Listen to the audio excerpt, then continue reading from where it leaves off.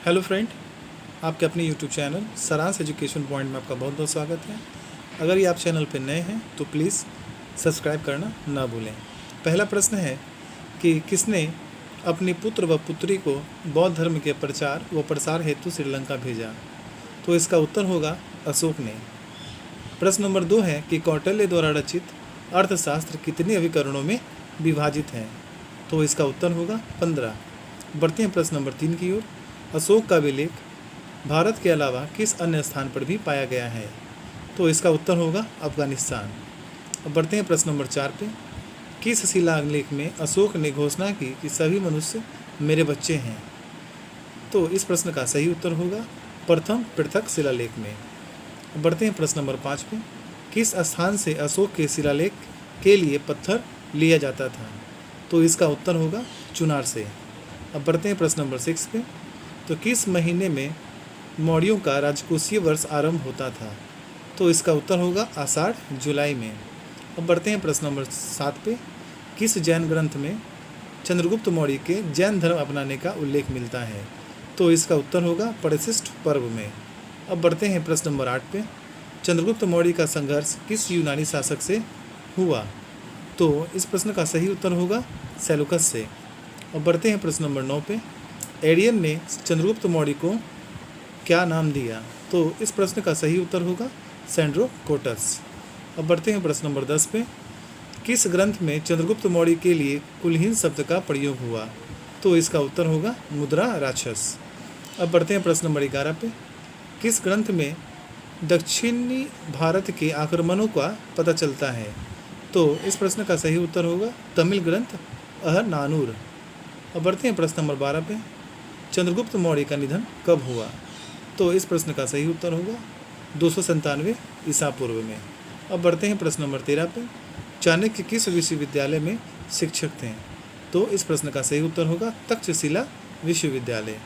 अब बढ़ते हैं प्रश्न नंबर 14 पे। चंद्रगुप्त के बाद किसने शासन प्राप्त किया? तो इस प्रश्न का सही उत्तर होगा बिंदुसार ने। अब बढ़ते हैं प्रश्न नंबर 15 पे।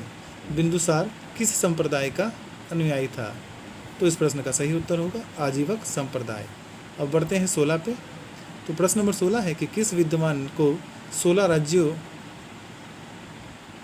का विजेता बताया जाता है? तो इसका उत्तर होगा तारानाथ ने। अब प्रश्न नंबर 17 है कि अशोक की गद्दी पर कब बैठा? अशोक मगध की गद्दी पर कब बैठा? तो इस प्रश्न का सही उत्तर होगा 269 ईसा पूर्व में। अब बढ़ते हैं प्रश्न नंबर 18 पे। अशोक की माता का नाम क्या था? तो इस प्रश्न का सही उत्तर होगा सुखदांगड़ी। अब बढ़ते हैं प्रश्न नंबर 19 पे। भारत में शिलालेख का प्रचलन सर्वप्रथम किसने किया? तो इस प्रश्न का सही उत्तर होगा अशोक ने। बढ़ते हैं प्रश्न नंबर 20 पे। किस स्त्रोत में पाटलिपुत्रा के प्रशासन का वर्णन है? तो इसका उत्तर होगा इंडिका। अब बढ़ते हैं प्रश्न नंबर 21 पे। तो अंग्रेजों ने 1760 ईस्वी में वांडीवास के युद्ध में किसे परास्त किया? तो इस प्रश्न का सही उत्तर होगा फ्रांसीसियो को। बढ़ते हैं प्रश्न नंबर 22 पे। जर्मनी की दीवार का निर्माण कब हुआ?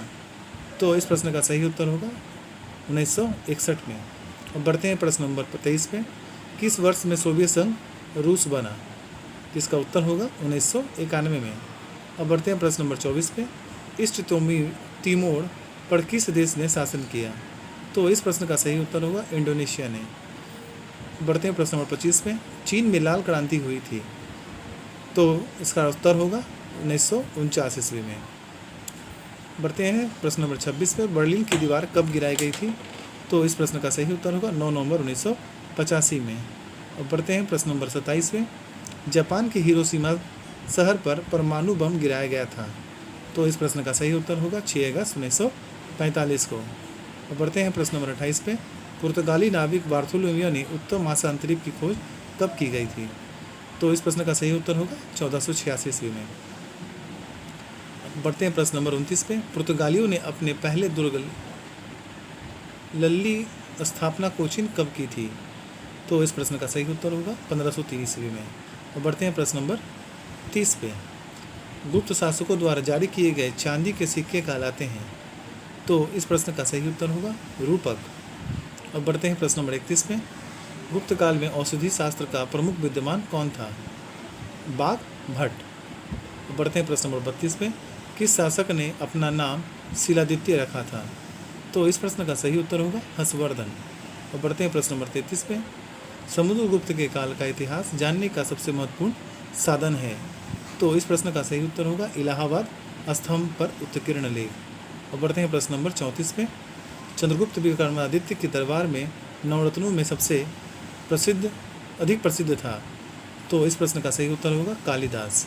अब बढ़ते हैं प्रश्न नंबर 35 पे। किस काल में स्त्रियों की संख्या पुरुषों के बराबर थी? तो इस प्रश्न का सही उत्तर होगा गुप्त काल में। प्रश्न नंबर 36 है कि बाणभट्ट में गुप्त काल में औषधि शास्त्र का प्रमुख विद्वान कौन था? तो इस प्रश्न का सही उत्तर होगा बाघभट्ट। बढ़ते हैं प्रश्न नंबर 37 पे। गुप्तकालीन आर्थिक दशा की प्रमुख विशेषता क्या थी?